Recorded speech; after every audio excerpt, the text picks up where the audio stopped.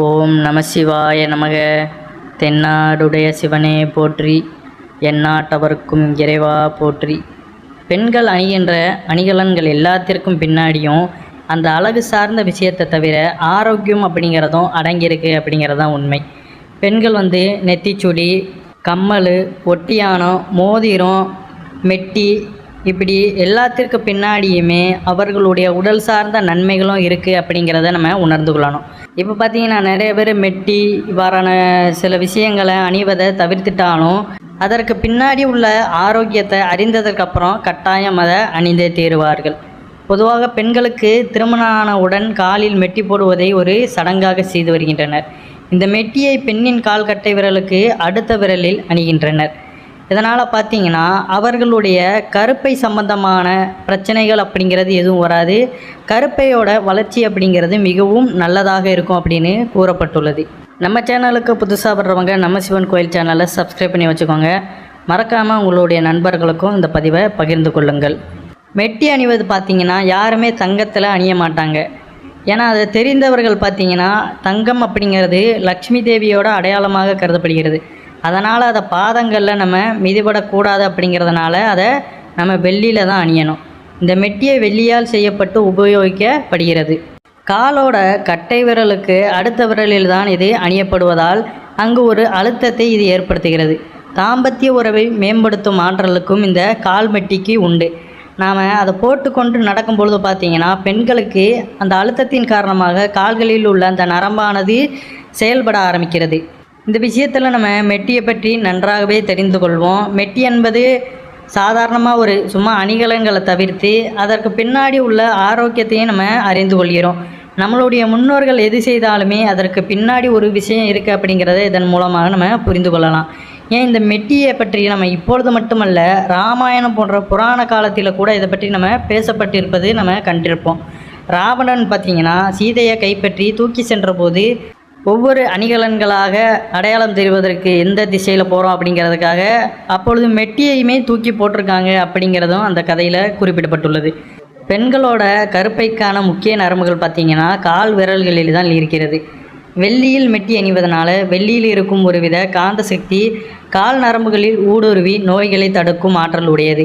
முக்கியமாக பார்த்திங்கன்னா கர்ப்பப்பை நோய்களை கட்டுப்படுத்துகிறது.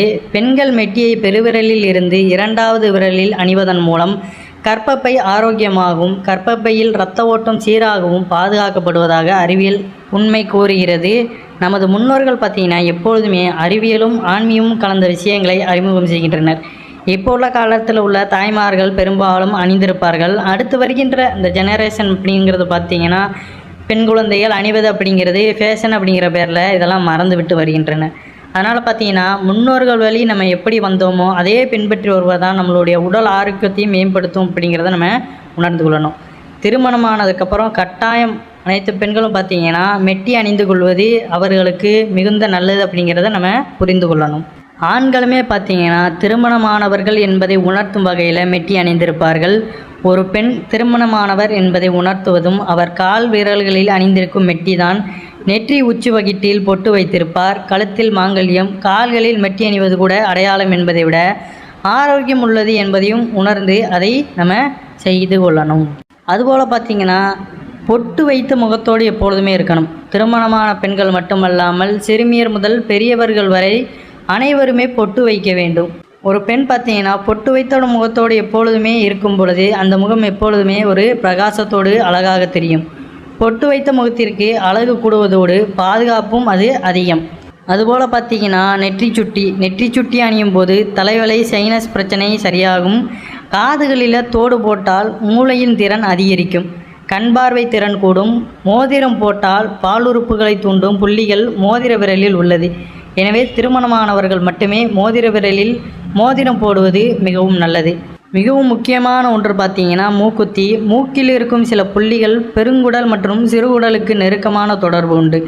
இந்த புள்ளிகளை தூண்டப்படும் போது அது தொடர்பான நோய்கள் நமக்கு குணமாகும். மூக்குத்தி உஷ்ணவாயுவை வெளியேற்றுகிறது. மூக்குத்தி அணியும் பெண்கள் சில நாட்களில் வயிற்று சிக்கல் சரியாகி வருவதையும் நம்ம உணரலாம். இப்போ உள்ள பெண்களுக்கு நிறைய பிரச்சனைகள் ஏற்படுவதற்கான காரணம் பார்த்திங்கன்னா இவ்வாறான விஷயங்களை மறந்து கொண்டு ஆன்மீகம் சார்ந்த விஷயங்களை கொஞ்சம் கொஞ்சமாக மூட நம்பிக்கைகள் அப்படி இப்படின்னு அவர்கள் தவற விடுவது தான் இப்போ உள்ள பிரச்சனைகளாக ரொம்ப இருக்கின்றது. ஏன்னா அதற்கு பின்னாடி ஆன்மீகம் அப்படின்னு பார்க்காம அறிவியலும் இருக்கிறது, உடல் ஆரோக்கியமும் இருக்கிறது அப்படிங்கிறத நம்ம பார்க்கும் பொழுது அதை நம்ம பின்பற்றுவோம். ஏன்னா இப்போ உள்ளவங்களுக்கு பார்த்திங்கன்னா அதை நம்ம அறிவியல் அப்படின்னு சொன்னால் தான் அது மூலியமாக அவர்களுக்கு புரிய வருகிறது. ஆன்மீகம் அப்படின்னா அதை பெரும்பாலும் யாரும் ஏற்றுக்கொள்வது கிடையாது.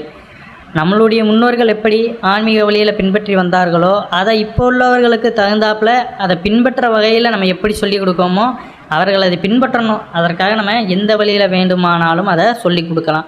அதனால் மூக்குத்தி அணிகிறோம் அப்படிங்கிறது ஒரு முகப்பொலிவுக்கும் உடல் நலத்திற்கும் அப்படிங்கிறத நம்ம அந்த சிறிய குழந்தைகளுக்கு புரிய வைத்து அவர்களுக்கு வளர்த்து வரும் பொழுது அவர்களுடைய சந்ததிகளுக்கும் அவர்கள் இவ்வாறான விஷயங்களை புரிய வைப்பார்கள். ஏன்னா நம்ம அவர்கள் இஷ்டப்போக்கில் நம்ம விட்டுட்டாலும் அது தவறான போக்கில் போய் முடிந்துடும். அதனால் ஆரோக்கியமான வாழ்க்கைக்கு தேவையானதும் அவர்களுடைய அழகு சம்மந்தப்பட்டதற்கும் இந்த விஷயங்களை நம்ம முறைப்படி சொல்லிக் கொடுக்கணும். அதுபோல் பார்த்திங்கன்னா நம்ம கைகளில் அணிகின்ற வளையல்கள், அணிகலன்கள் தோள்பட்டைக்கு கீழே முழங்கைக்கு மேலே இறுக்கமான அணிகலன்கள் அல்லது கயிறுகள் அணியும் பொழுது உடல் இரத்த ஓட்டம் சீராகி பதற்றம், படபடப்பு, பயம் குறைகிறது. மார்பக புற்றுநோய் வருவது தவிர்க்கப்படுவதாக ஆய்வுகள் கூறுகிறது. மார்பக பகுதியில் பார்த்திங்கன்னா இரத்த ஓட்டம் சீராகிறது. கைகளில் வளையல்கள் அணிவதன் மூலம் அந்த பகுதியின் புள்ளிகள் அழுத்தப்படுகிறது. இதன் மூலமாக பார்த்திங்கன்னா வெள்ளையணு உற்பத்தி உடலில் அதிகரிக்கிறது.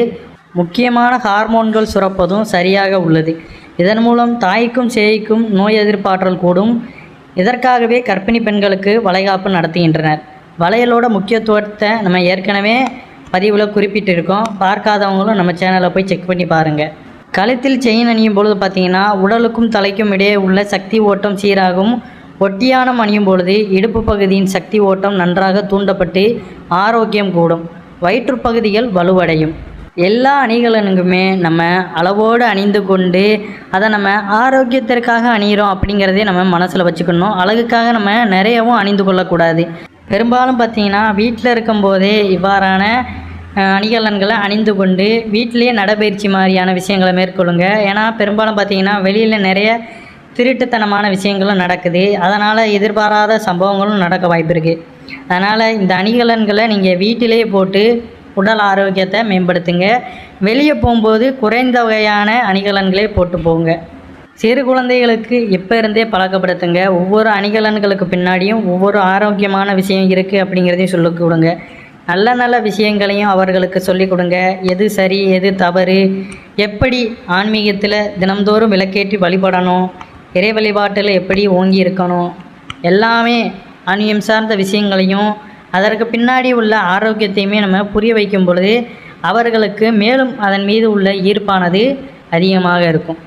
இப்போ ஒவ்வொரு அணிகலனுக்கு பின்னாடியுமே நம்ம தினம்தோறும் உடற்பயிற்சி செய்கிறோம். அப்படி செஞ்சாலும் கூட நம்மளுக்கு சில நரம்புகள் அப்படிங்கிறது தூண்டப்படாது. இவ்வாறான அணிகலன்கள் பார்த்திங்கன்னா அந்தந்த இடத்துல உள்ள நரம்புகளை நம்ம அசைந்து கொடுக்கும் பொழுது அவைகள் உராய்வின் காரணமாக தூண்டப்பட்டு நம்மளுடைய உடல் ஆரோக்கியத்திற்கு வழிவகை செய்கிறது. அனைவரும் என்றும் இறையருள் பெற்று நலமுடன் வாழ வேண்டும். நன்றி, வணக்கம். ஓம் நம சிவாய நமக.